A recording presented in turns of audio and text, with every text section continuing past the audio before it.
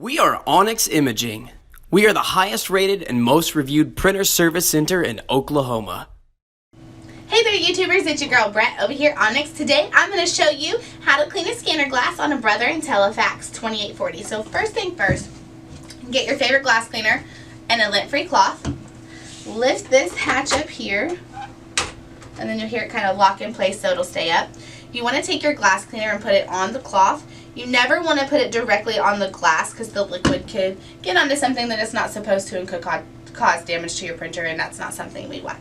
So take your cloth, and right here behind these little gray roller things is the glass. So go ahead and just gently clean that.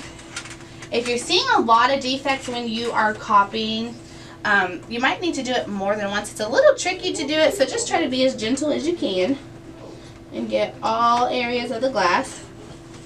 If you guys are still seeing defects after you clean it a few times, it might be time to put in your printer for a service.